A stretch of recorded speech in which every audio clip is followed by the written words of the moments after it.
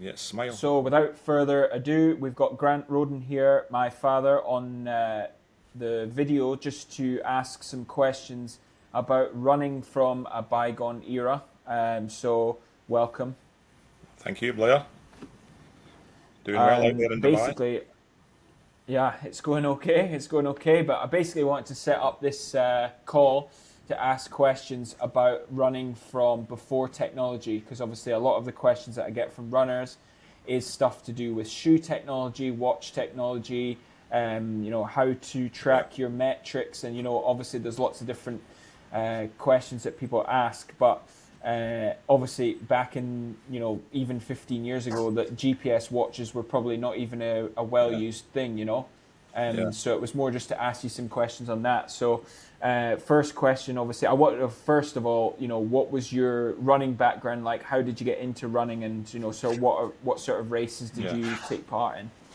Okay, well, kind of running for myself, like all my friends in the Scottish Borders, which is kind of rugby orientated. We were lucky at primary school rather. We had a chap called Les Allen, who was a Scottish rugby international. So any sort of warm summer day during the term, he had us outside doing stuff, and running was one of the things we took part in, obviously. And also, well, obviously, you were in Melrose yourself, where our summer festival had a Saturday sports day, so everybody took part. And basically, as youngsters, running was kind of what we'd done most of the time, either running away from other people or, you know what I mean, just playing and running about. Yeah, So yeah.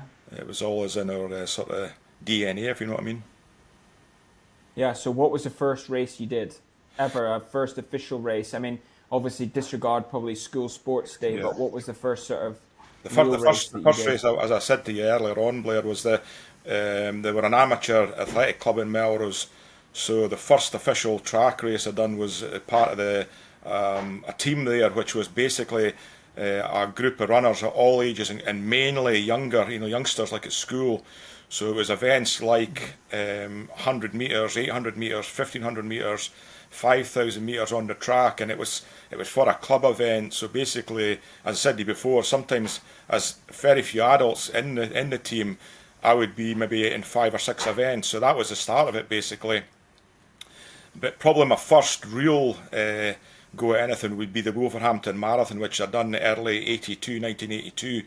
And I found out about that, probably coming on to that, but I found out about that race in a running magazine, and I travelled down myself, and I was hosted by some members of a club down there. I stayed with the family for a couple of nights, so that was the first event. And you showed a picture of me coming over the finishing line with with my fellow competitors carrying somebody across the line who had obviously either taken it off too quickly or run too hard, and he was basically almost unconscious at the end of the race. So that was really the first toe in the water, basically.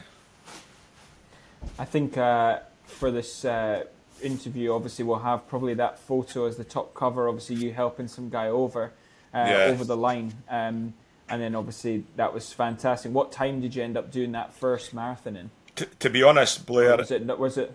it'd be somewhere. I think it'd be about 3 hours and 45 minutes. That was a sort Right. of Okay. rough. Myself and a chap called Gordon Blaine. You remember his laddies at school? Yeah. Yeah, we went down the following year, and me and Gordon done quite a lot of training. So I was about 3 hours 25. So I had improved the following year. Hmm. Obviously we done training together. Gordon was quite a good runner.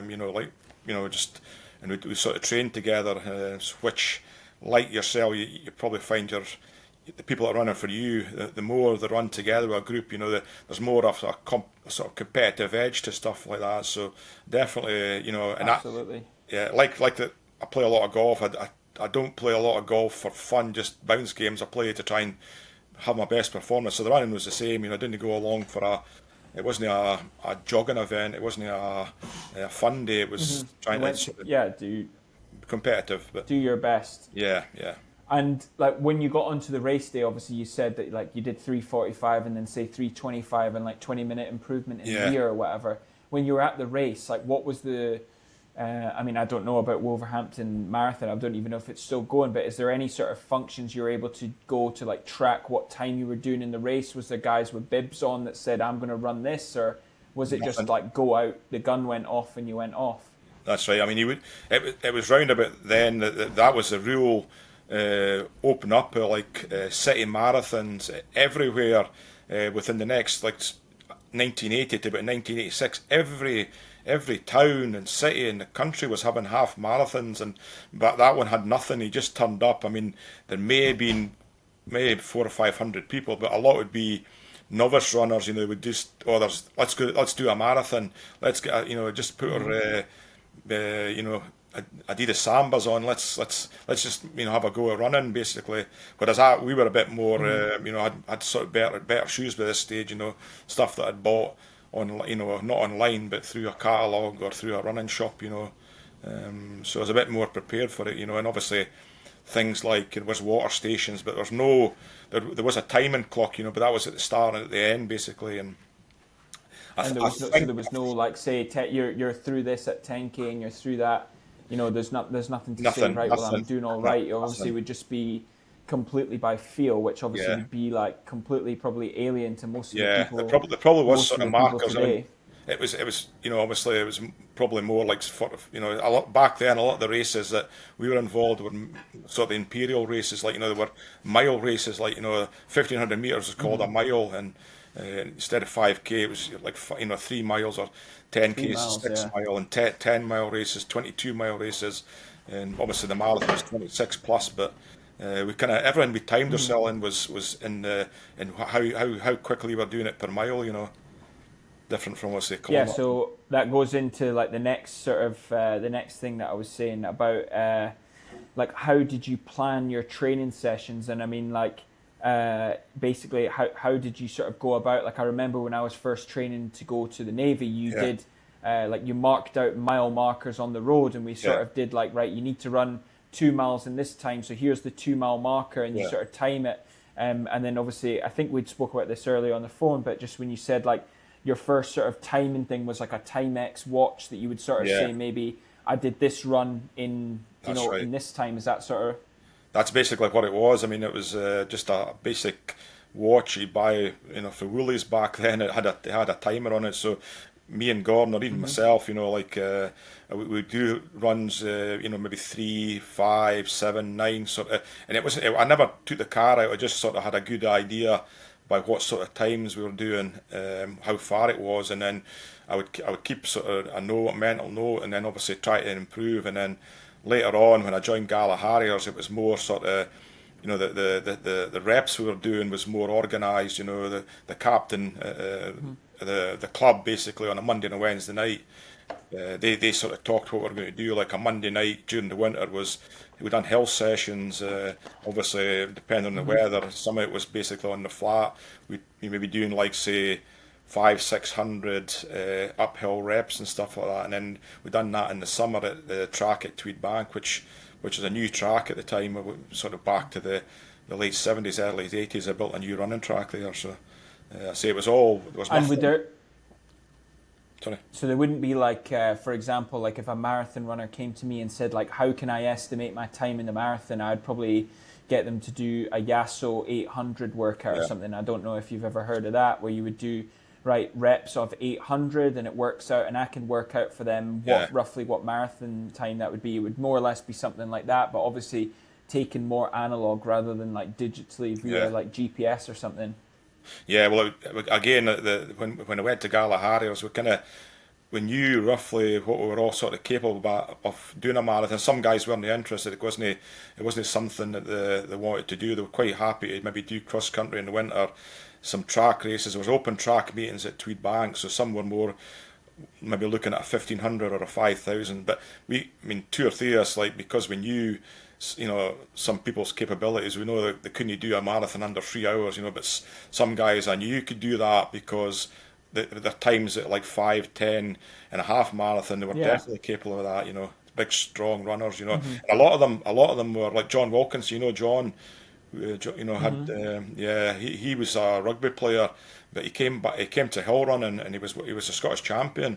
If he'd started younger, who knows? He could have been in the world championships. But I say just obviously had a natural ability. Yeah, they had a natural, wiry build. They weren't carrying any extra weight and stuff like that. You knew they were like, hares as well. They're ready to go for the off, like. Yeah.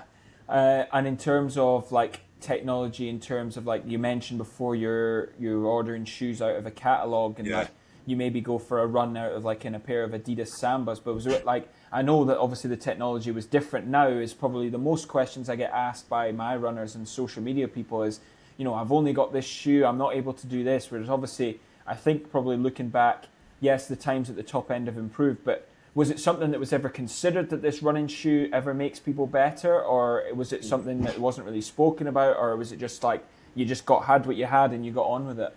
Yeah, definitely. It was. I say when I joined Gallagher's, and I said to you earlier, one of the team captain was a chap called Tom Kerr, who was worked in a garage in Edinburgh, and he worked right next to a sports shop, which is Colin Campbell Sports, but he sort of turned into a sort of a running base, early on. So we were seeing stuff in magazines, like there was obviously Nike and Adidas, and there was stuff like an American stuff, New Balance and that. I mean, you've seen them advertised. So I think over the next 4 or 5 years, definitely.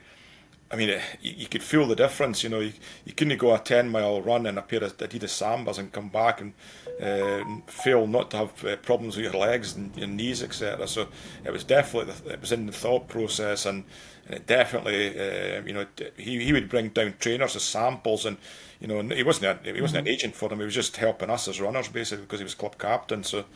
I say in some of the shorts, so basically when I first started running, it would be an old pair of rugby shorts I had and maybe a rugby top or something, So yeah, it's something basic, but just obviously the main thing, like getting out there and doing stuff. But it's just obviously interesting to hear like that people were interested in that kind of stuff now. Yeah. Obviously the evolution of the technology now, it's now like since 1982, it's like 43 years, right? Since, to this date. So, and they're still talking about, improving it and the sort of legs and, what the difference could make. And it's interesting to hear from some of the professional runners now,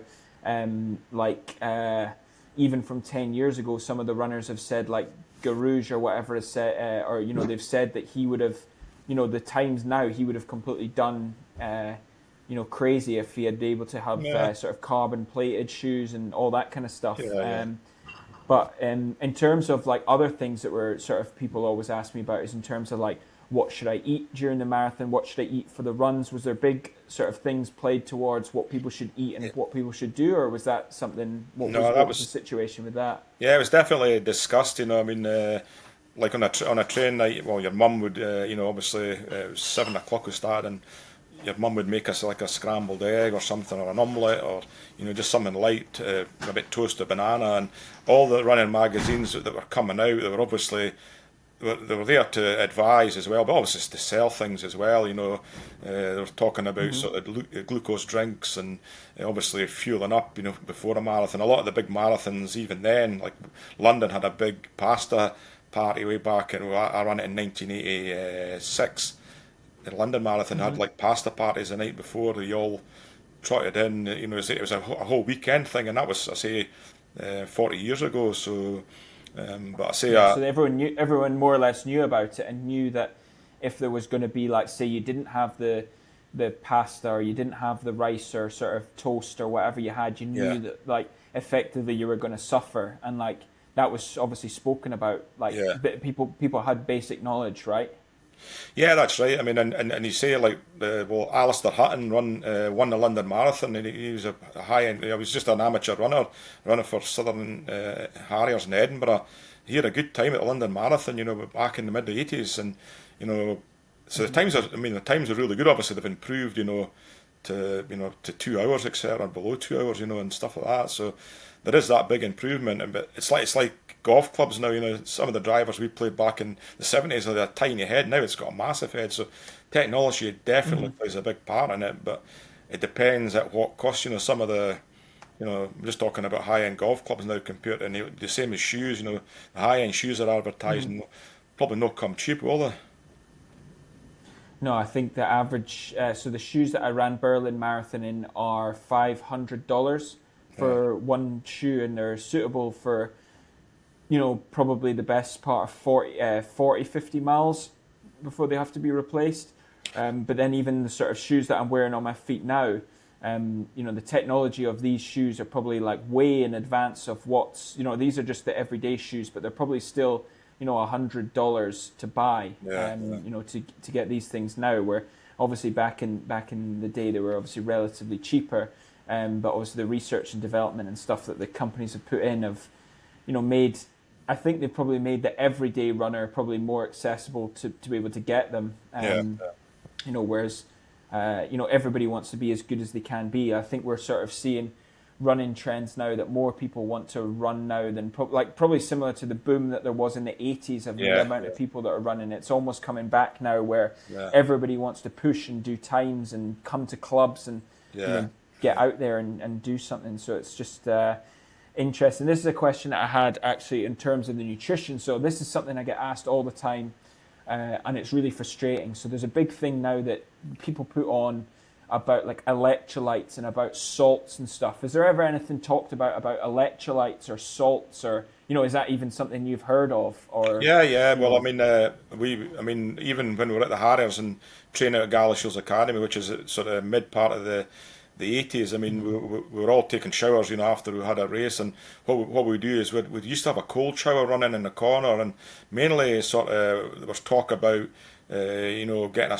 shower around about your leg area to try and break down the lactic acid that had formed, which we understood if you'd done that, then your recovery after, like say you'd done a long training run or say 10 1 mile splits in that would help. So obviously, and I occasionally still do that if I'm out for a walk. I take the shower off and do it on my legs. So and think that there was things you bought, tablets you put in water and drank. it was all sort of advertisement seen through running magazines, and obviously just as a group we would talk about it. But still after a race we might go if we were somewhere like say on a race day somewhere, it was a part like say Haddington Summer Festival, to maybe go for a couple of pints afterwards. We didn't really stop doing things like have a fish supper occasionally. So it was you probably never heard a guy called he was called Alf Tupper.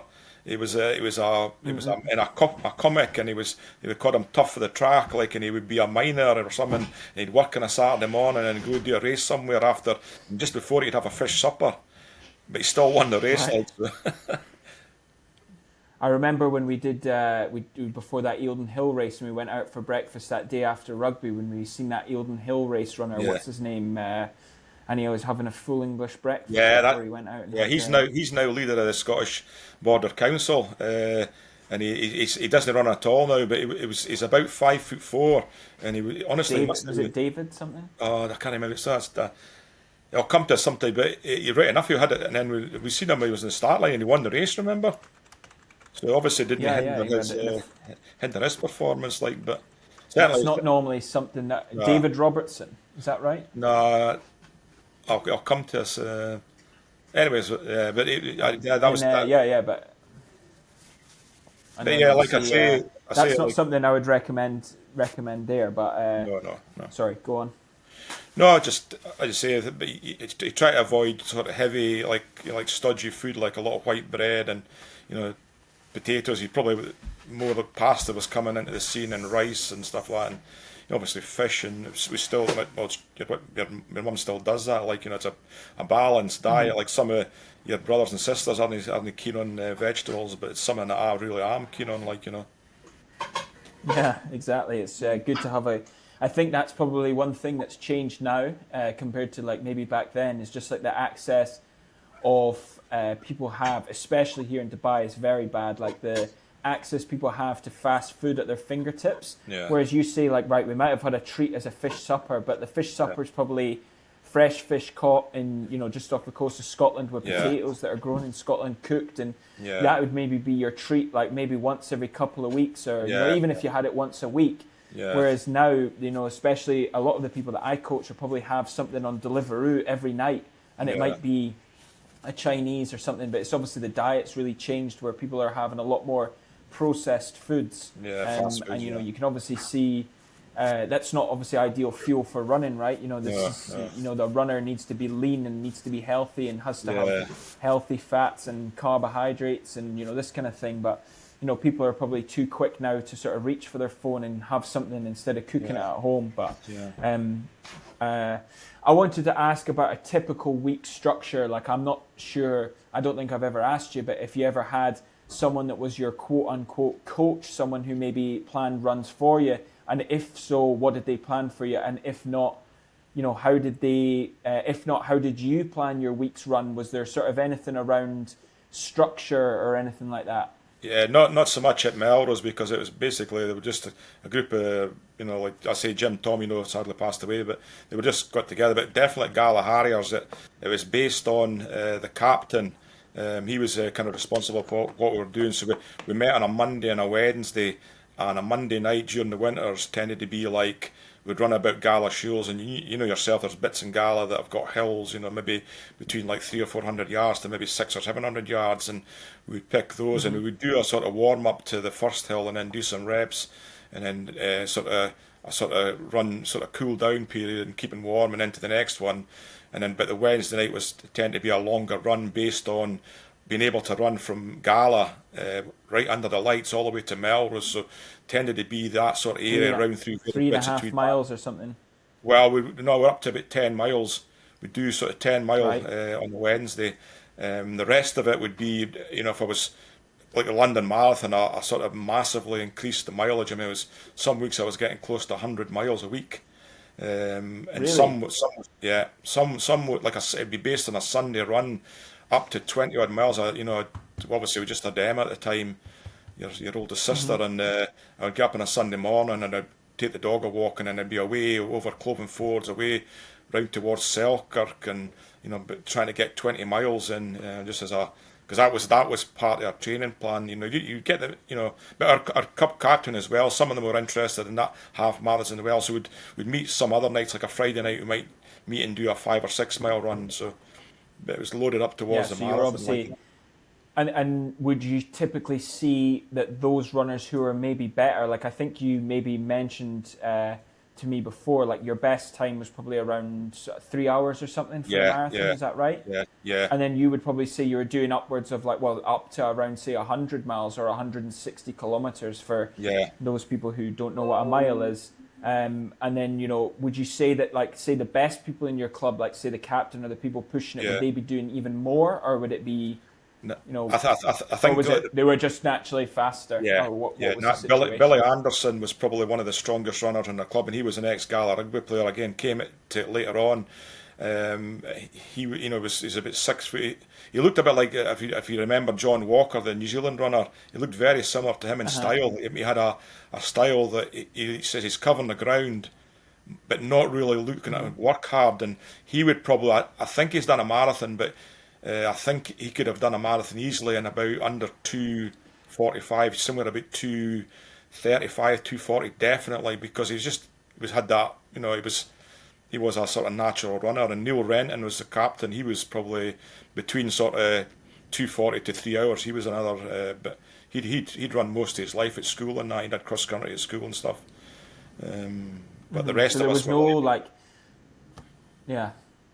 So there was no differential, like.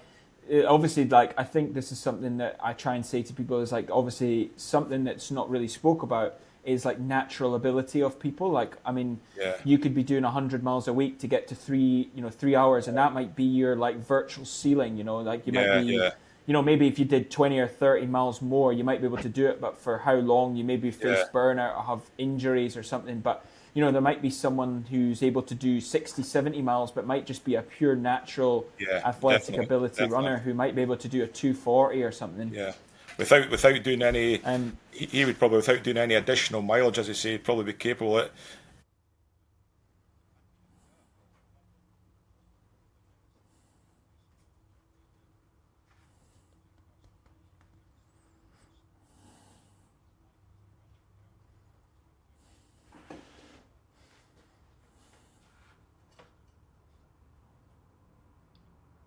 Mm-hmm.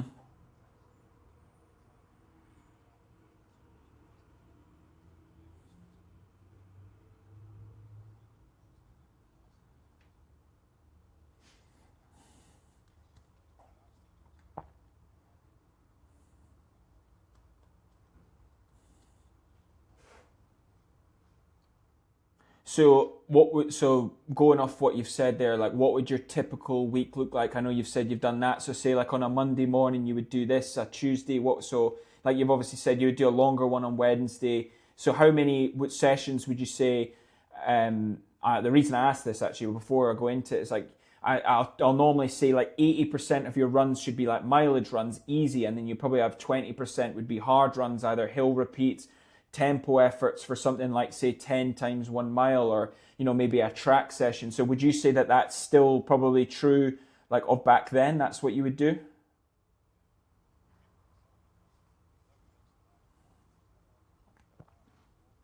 right?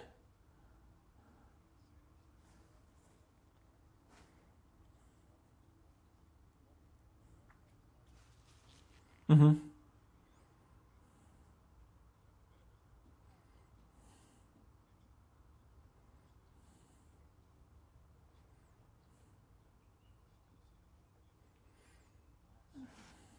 Mm-hmm.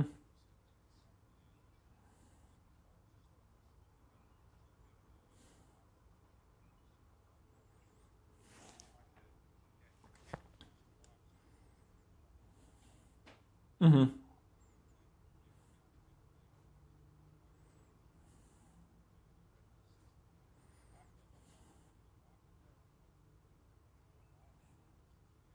Mm-hmm. Yeah. Obviously that's like just the consistency over like the years to be able to do it and keep going. So now all our runs are organized on WhatsApp, and as you know, you're in WhatsApp groups probably for the golf and for the family and everything. How did you? And obviously social media is massive now. Like you and like mum can watch and do everything that I can do. You could probably check on every run that I do if you download the right app. And how did people stay motivated, and how did you sort of the sessions, the number of questions I get asked about when's the session, what's the time, was it just a case of it was on a, did you have a clubhouse, did everything run out of there, or was it newspaper, or how was it all sort of organized back then?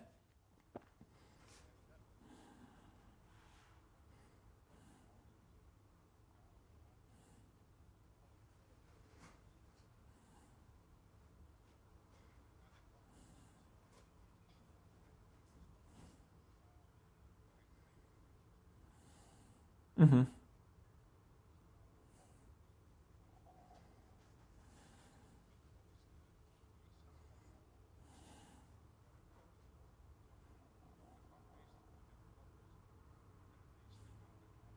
Mm-hmm.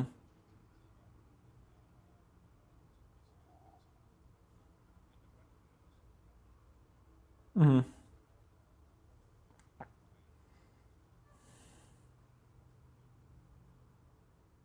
Yeah, of course, absolutely. It's just sort of say you'll be there and you turn up and you get it done, which is obviously like pretty good. Now you seem like obviously lots of people have got lots of things going on, especially a city like Dubai. There's a million different options you could do every single night, but you need to sort of stay there. And I mean, I guess one of my jobs is to keep people motivated, probably the same as you sort of club captain did then, where you try and sort of encourage people to sign up to races to sort of keep them motivated so that they keep coming back and obviously do it. And then, did you ever think about anything? This is a lot of stuff now that people ask me about what's my heart rate zones or anything like that. Did you ever do anything like that? I mean, was there any basic stuff that you did, measuring your heart rate with your fingers, or was it just purely all by feel? Was it never even discussed, probably?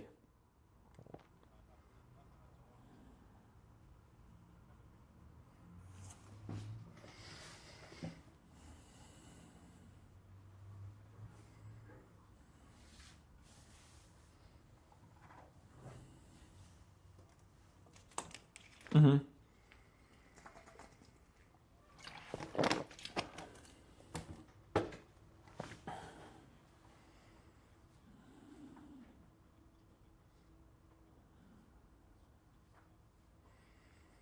Mm-hmm.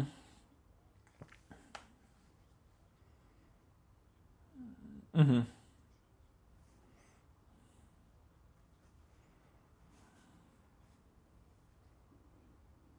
Mm-hmm.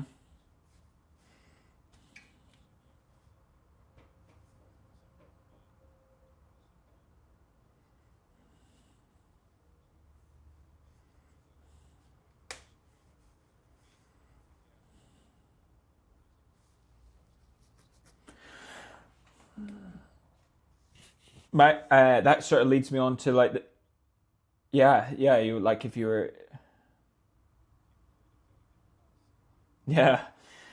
So for like recovery, injury prevention, strength training, was that ever anything those things ever talked about? So obviously you've mentioned recovery. You did you effectively doing what everyone's doing now before you even sort of the science came out, where you said I have a ice shower or a jump in the sea, or maybe you did something like that, and then obviously you're focusing on your healthy food for recovery. You've got your fish and you've got your whatever you need to eat. Was there anything, like you said, people weren't really coming in with a lot of injuries? It was sort of just people were doing a lot of different stuff at that. But was there anyone doing any sort of? I guess there wasn't probably a lot of gyms up outside of people who were playing rugby or stuff. Maybe was there anything to do with like strength training or anything?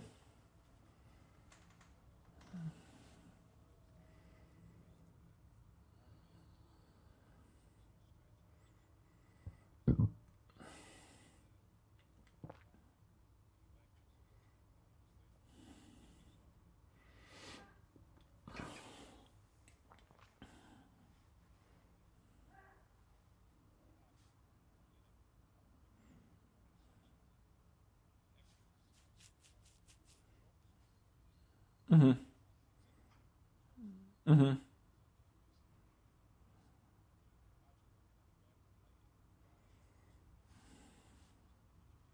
Mhm.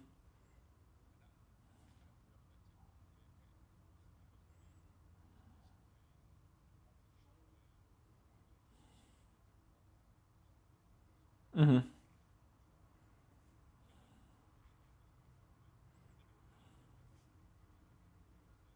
Mhm.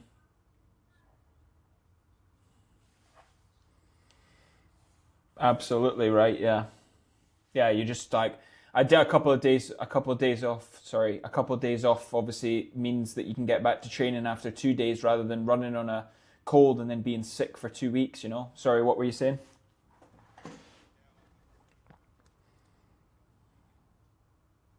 Hmm.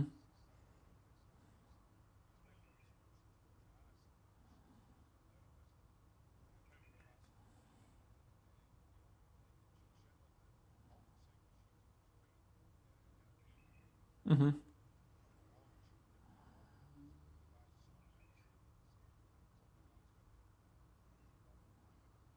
Yeah,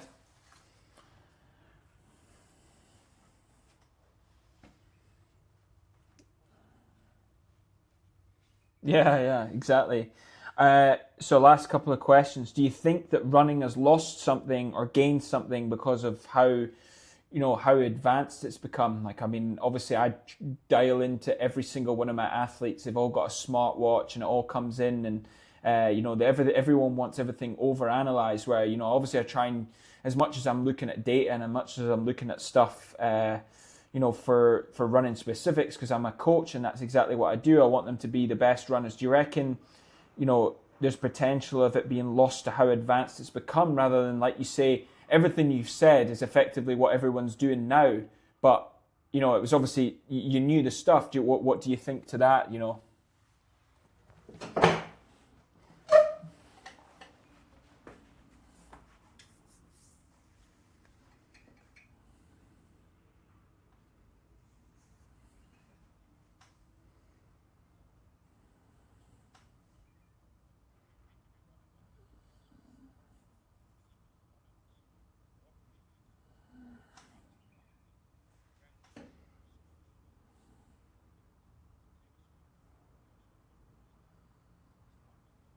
Hmm.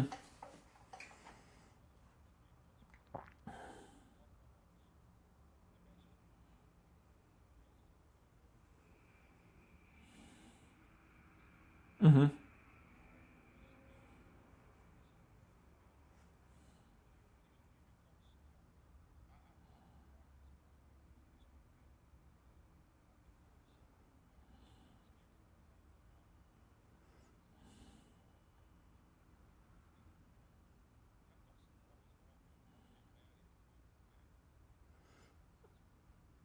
Yeah, for sure. You have to go and put yourself into a race environment and be able to push yourself. And obviously, I think like what we've done now is got like a good strong team of runners across the sort of large sort of scale, from people who are, our fastest marathon runners probably around a 2:40, and then the slowest ones probably, a 5 hours 30. But there's people across the whole spectrum of, right, I want to get better. So the person who's running a 3:05 marathon, sometimes they get better by sticking in with the 3 hour guys and the, whatever, and jumping in there. Or, they want to break 90 minutes for a half marathon or something. So, they jump in and try and do 4 to 5 to 6 weeks with the people who are there, and sort of everyone pushes everyone on.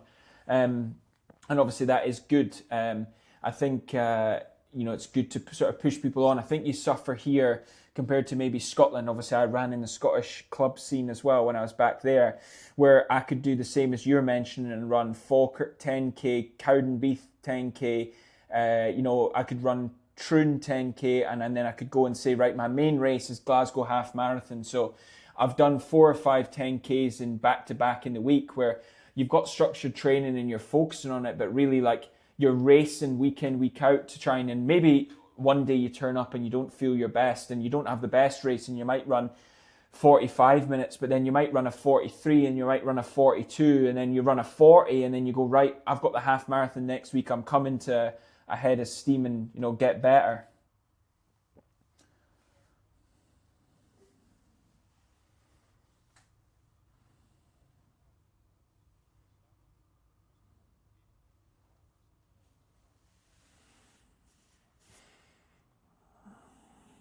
Mm-hmm.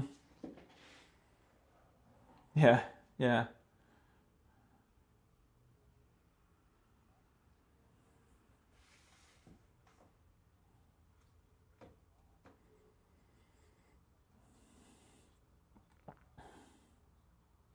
Mm-hmm.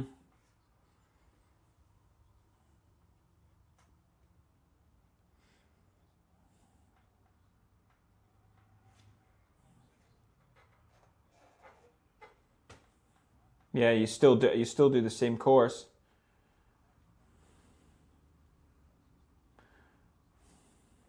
I think now all the race organisers are.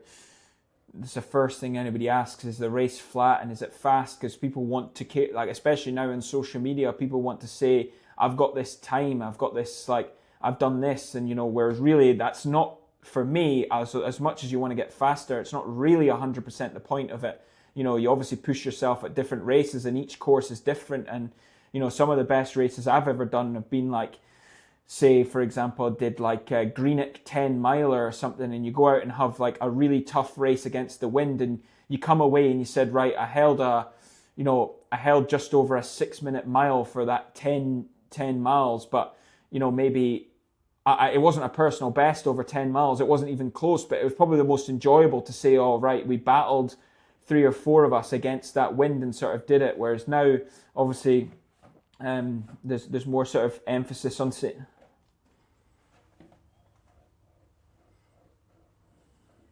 I think it's still going, yeah.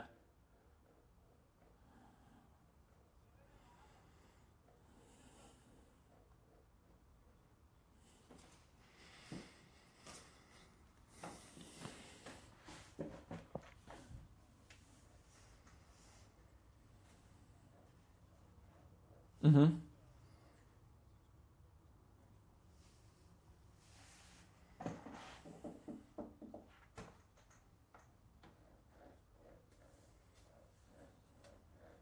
Mhm.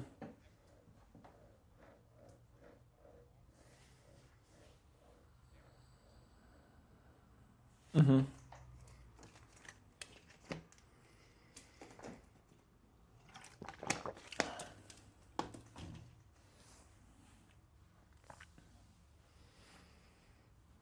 Mhm. Yeah.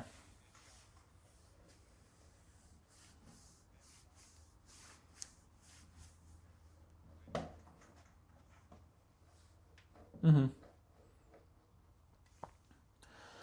This is the final question.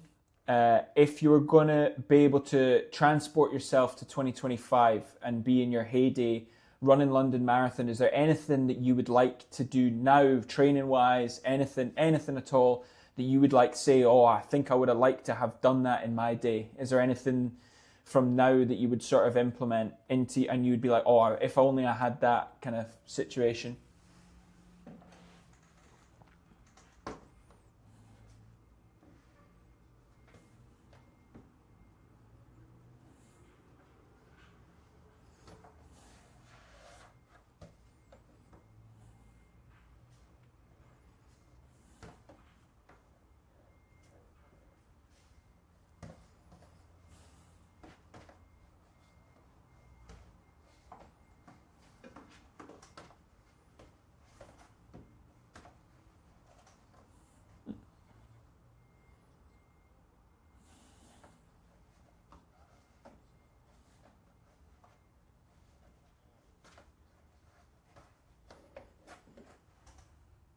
Yeah, yeah, exactly.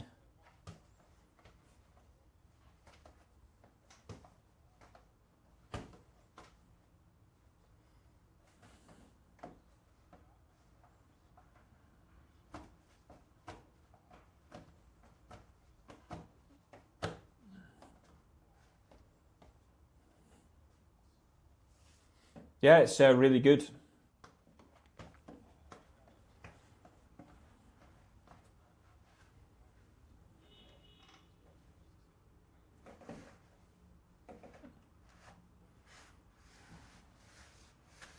Hmm. Yeah, yeah.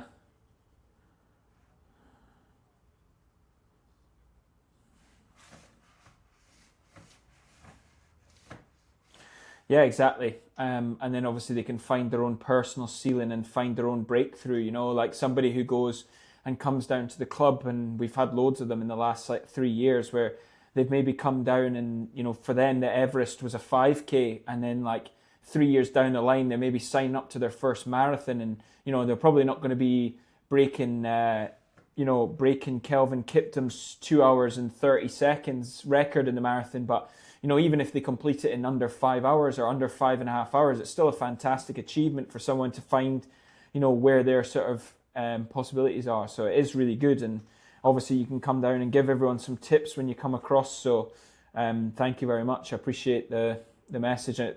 I can hear someone rustling in the background, so your tea might be ready. Yeah.